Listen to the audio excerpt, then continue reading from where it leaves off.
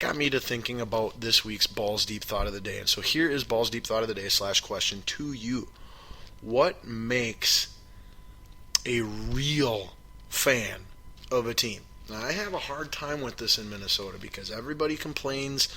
Well, first off, a lot of people are cynical because they're intelligent and they simply observe things and then, formulate a response that makes sense to what they've observed.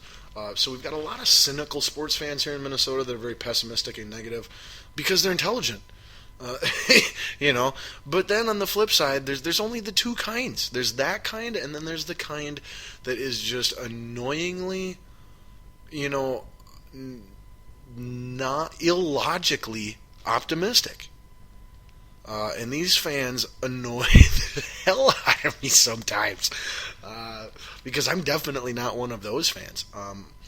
I do always make sure to find the positives regarding my teams, But if you love someone and you want what's best for them, you can't just always tell them everything's going to be okay. You can't just always tell them there's no room for improvement.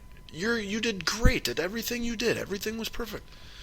If you truly love someone and want what's best for them, which is how you feel if you are in fact a real true fan, in my opinion, then you are willing to support whatever is unpleasant, unfun, unentertaining, and painful that may, in the long-term big picture, be a good thing for your team.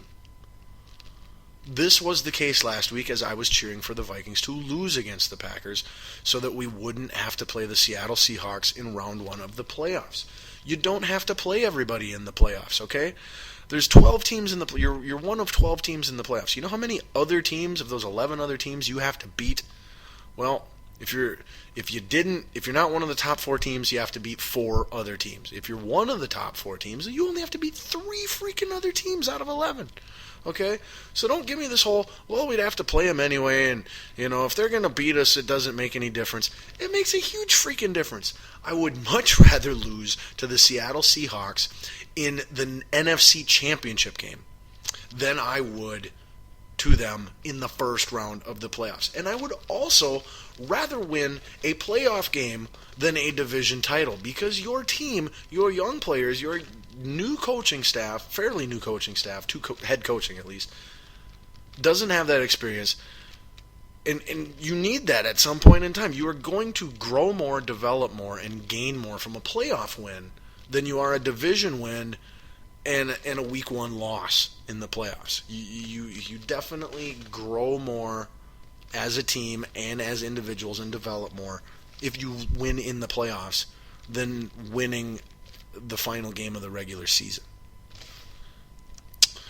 Now, don't get me wrong. Again, as I mentioned earlier, too, I am a Vikings fan no matter what. I bleed purple and gold, and I hate the Packers because of that. Like, that's my responsibility to hate the Packers as someone who bleeds purple and gold. So having the division on the line, they're going for their 5th title in a row as far as that's concerned, the Green Bay Packers. I very much want to always beat the Packers, and I want to see the Vikings be better than the Packers and win the division. But I knew that beating the Packers gave us a significantly less chance of winning our Week 1 playoff game than if we were to lose the Packers and have to travel to Green Bay again. So, because of that, me as a true, real fan was cheering against my team because it was what was best for them. It was what was in their best interest, and only a true fan can do something like that.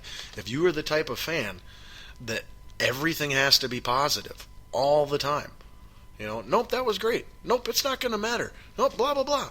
You've always got an excuse for everything. You can write off everything.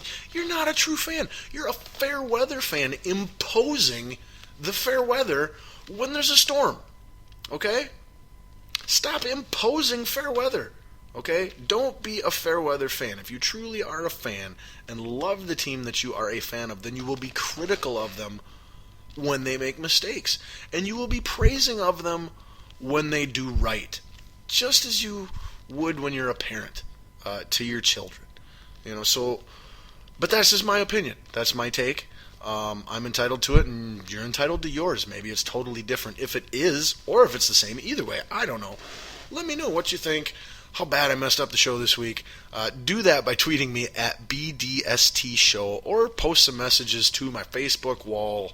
Simply search, like, and friend Scotty-Ball. All right, that's going to do it for this week's 47th episode of Balls Deep Sports Talk. Thank you for finding your way to the show again this week.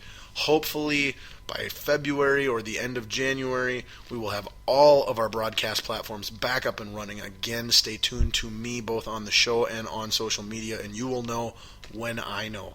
Until next week, have a great weekend. Enjoy all the sports. Skol Vikings. I'm still going to be cheering my butt off for them, and it is possible. But if they win, it will be because of all the things I told you had to happen. Did in fact happen. So until next week, similar Balls Deep times, similar Balls Deep channels. I'm Scotty Ball. I'm out. Peace.